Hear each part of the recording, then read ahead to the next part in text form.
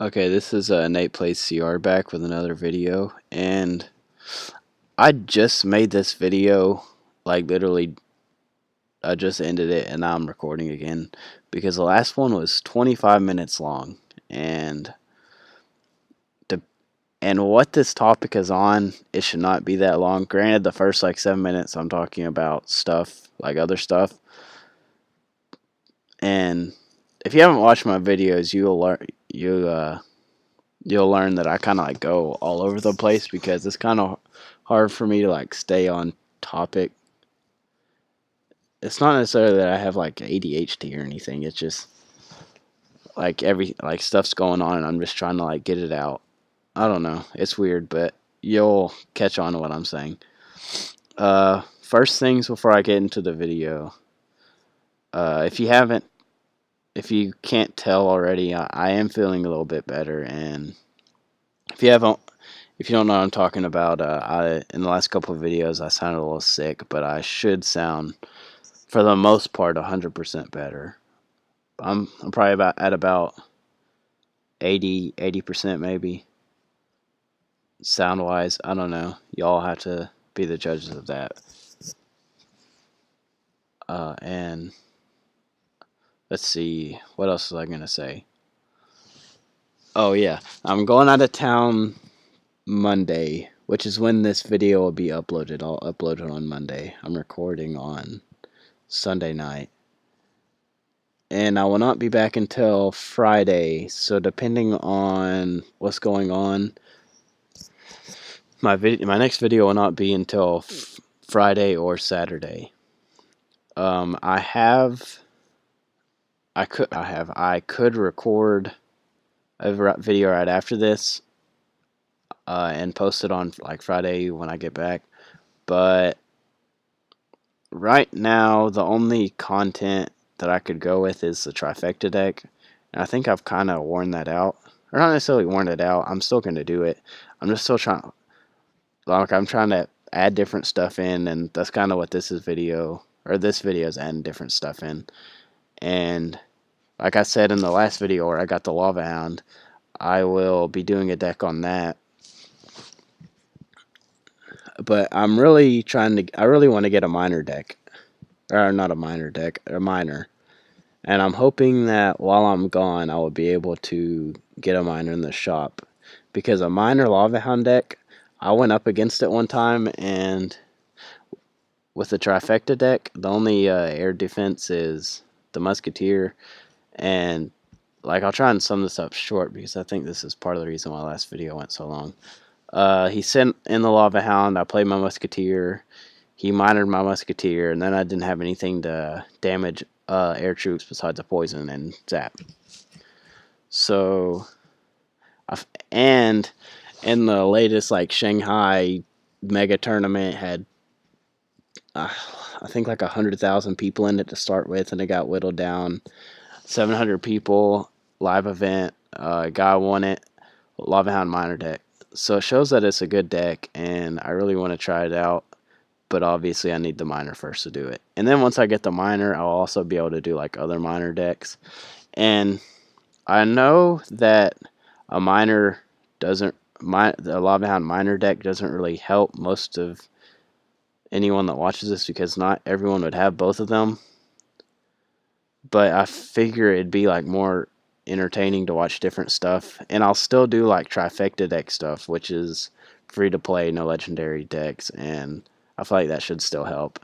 And then I'll probably try a Lava Hound deck with just the Lava Hound as a legendary, no princess, no anything. And we'll see how that goes in case you're like a free-to-play player but ended up getting the Lava Hound somehow. Or like, not somehow, obviously like in a chest. Okay, I think that was all that I wanted to go over and sum up real fast before I get into the video. The video that I'm going to go over is like, it's about elixir collectors. I don't know, I've just kind of been thinking about it the past couple days. Well, I wouldn't say that because it kind of makes me feel like I don't have a life. Sound like I don't have a life just thinking about elixir collectors. But like when I play,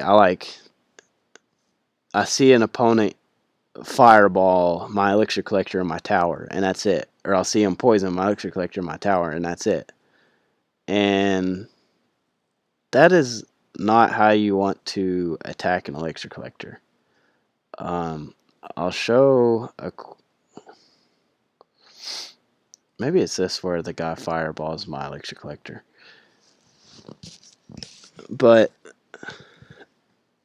if you think about it, an elixir collector is 5 elixir, obviously, and a fireball is 4. So that seems like you're getting a good trade. Like, oh, I'm going up an elixir. But after a fireball, an elixir collector pumps out. We're gonna go tournament standards. So level 7s. So that, and then for poison, when I talk about in a second, level 4. I'm pretty sure fireball gives maybe 3 pumps, maybe 2. And I tried to look for exact numbers before I started this video, but none. I couldn't find any that accounted for the poison, where it slows down the elixir collector. Which, I mean, I'm sure there's somewhere, but I couldn't find it. So I'm just gonna roll with. We'll just go ahead and say that both the fireball and the poison allow only 2 pumps of elixir from an elixir pump. Elixir collector, same thing. Everyone knows what I'm talking about.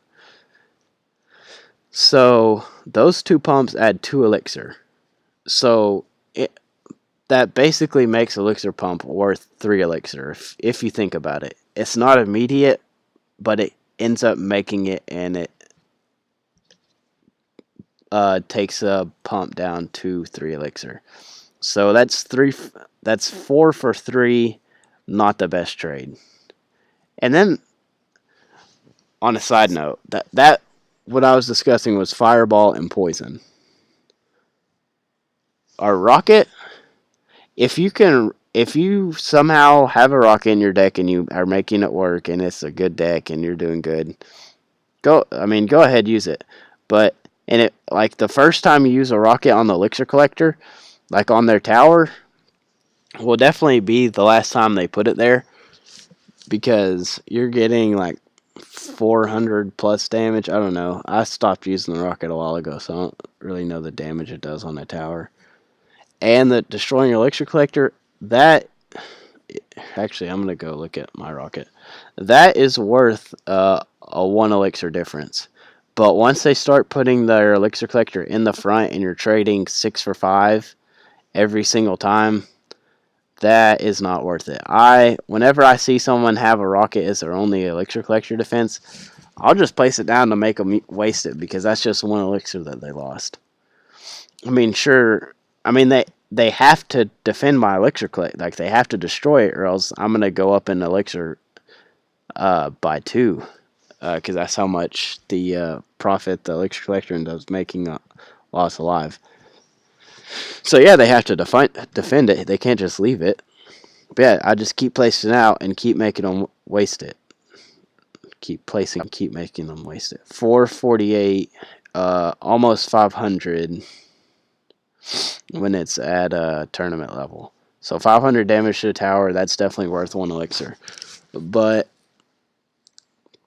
the thing is, if you have a poison, maybe I can show a video or something so it's not just me talking. But if you have a poison, actually I'll show an exciting one. I kind of come from behind, I think, in this one. I'm not going to look at it though, because when I look at it I commentate. If you have a poison or a fireball and you do it on their tower and their elixir collector, just alone, like I said, you're losing. It's not a positive trade for you. It's actually positive for them. But there are situations where that would be okay. One of the, obviously, if say the opponent has like 200 health left on his tower, and for some reason he just put an elixir collector on that side, definitely just go ahead and poison that. But most people know not to do that. Another situation where the elixir collector and poison. Sorry, I'm kind of talking a little slow. I'm not even looking at my phone, but I'm like distracted by it. Like, I don't know, it's weird. But what was I talking about? Um, elixir collect. Say they place an elixir collector down, and you're like very beginning of the match. Neither person said anything down. You don't really have a good starting hand. They place an elixir collector down. You have your counter, whether it be fireball, poison. You play it. Yeah, that's fine because you're still just waiting to make them make the first move. That is one of the only situations besides the one I mentioned ahead of time that will rarely happen that I would do that. Also, or just kind of a quick overview after, or I already kind of started, but you always want to have a elixir collector counter in your deck because if you just let them build up elixir, it'll be definitely a lot harder to beat them. Uh, let's see. Oh, if you have an elixir collector in your deck and they have one, and you both have it placed down, you don't have to worry about them countering yours or about you countering theirs unless they counter yours, because you are just canceling each other out. Sorry, I was fixing my mic. I don't know if it made a bunch of noise right there. You don't have to worry about countering theirs unless they counter yours. Or say they place a princess and you can get the princess and the elixir collector, definitely go for it. That's actually what I was going to talk about. If they put another troop by their elixir collector, by all means, go ahead, poison, fireball, do whatever you want. Get both of them because that is a positive elixir trade that goes in your favor. Another thing. Let's say you don't have an elixir. Even if you have an elixir collector in your deck and you have a counter to an elixir collector in your deck, but say it's your starting hand and you don't have either of them in your starting hand, they play elixir collector. The best thing to do in that situation, for one, you want to just go ahead and push because there's nothing else you can do. And for two, if you have an elixir collector, try and put it down as fast as you can. If you do not have an elixir collector, we'll say you had an elixir collector, you place it down. We got done with that deck. Now we're in a deck that does not have an elixir collector. Say you're doing like a minor deck. I don't think a minor deck. I don't think most minor decks have elixir collectors because it's so cheap to cycle through. But most people that are watching this probably don't have minor. Anyways, just a deck doesn't have elixir collector, whatever. Because a minor would counter elixir collector anyways. But deck that doesn't have elixir collector. The thing about that is the only way you can counter their elixir collector is if you have your spell, whatever it is, in hand. And that's the bad thing about starting hands. You can get stuck with some pretty bad starting hands. I'll give an example real fast. Say they place an elixir collector down. Let's say you're running a hog deck. Let's say you're using the trifecta deck, but subbed out the elixir collector for them. Then. And you don't. We'll say your poison is your last card in rotation, so it's the 8th card. Takes 3 other. You have to place 3 other cards to get to it. What I've seen people do against me sometimes is that they will play cards. Okay, I'm just gonna stop myself right there. I'm gonna give a different example. I'll keep going with the one that I had going earlier. They place an elixir collector down. You push whatever. By the time you get to your poison, you do not want to play it on that elixir collector that they have on their side. Now, I know you're probably saying, like, oh, I thought you said you wanted me to counter Elixir Collector. For one, like I said, you don't want to do just the tower in that. For two, even if you did do that, you'd only be getting, like, by the time you got around, you might stop like 2, maybe 3 pumps of elixir. No, you just have to eat that elixir. Like, you have to eat it. Like, okay, he got an elixir advantage because I didn't have my counter ready. Doing that once is fine, but what happens is if you get in a cycle where your poison is like it's not ready when they place the elixir collector down, he's gonna keep getting like elixir out of that collector, if that makes sense. So like, because by the time okay, I gotta take a pause. So you just poisoned his old elixir collector. By the time you do that, he already has his other elixir collector in hand and he places it. And then you have to cycle all the way back through your cards to get back to your poison, if that makes sense. But like I said, the best way to attack elixir collectors, get a troop in it. And to do that is you have to push, because sometimes if the other person has a princess, you can catch him, put in a princess in the back, and you can get the elixir collector and the princess. That's always good. But if not, okay, one thing, you can either counter push. Yeah, that's good. And maybe it'll be to his side, maybe not. Like his side that has elixir collector, maybe not. But if it's to his side that has elixir collector, then you can get the poison in on troops and on the troops and elixir collector.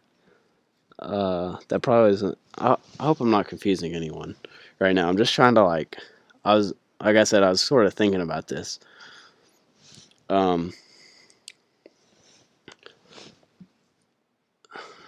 Here I'm gonna think about like a good example. Okay, say they place an elixir collector in the back or on the right tower somewhere. Who cares? If you send your hog on that right tower, he has to defend it, right? He has to defend it with something. If not, he's gonna eat like 2,000 damage, maybe his tower. So he's gonna defend it with something. You can poison the tower, his elixir collector, and what he defends with. If that makes sense. But with the trifecta deck, you have the elixir collector, and you don't even have to attack his unless he attacks yours. That replay should be done. I don't know how long that replay was done. How long is this video? 18 minutes again. Or not again, it's 7 minutes less, but I'm going to wrap this up a lot. I'm going to end it by 19 maybe, or in a couple seconds anyways. I hope this video made sense. I hope I didn't just ramble on. I felt like I kind of did. If I did, you can tell me in the comments and I'll try and work on that, because I feel like I've done that a good bit. But like I said, I was just trying to like share like tips from what I've learned while I've been playing the game, because I've been playing for a good bit. But like I said, you can tell me if it didn't make any sense, or if I talked too much and that everyone already knew this. Yeah, you can go ahead and say that. But if you haven't paid attention to anything up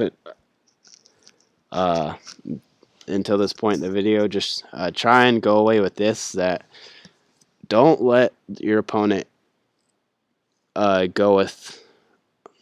Okay, I said that, but that wasn't going anywhere good. Don't let your opponent keep placing elixir collectors uncountered if you don't have an elixir collector. But also, try, if you're in that situation, try to maximize like your elixir or the elixir trades. try and maximize troops you can damage with your spells. Try and push that side and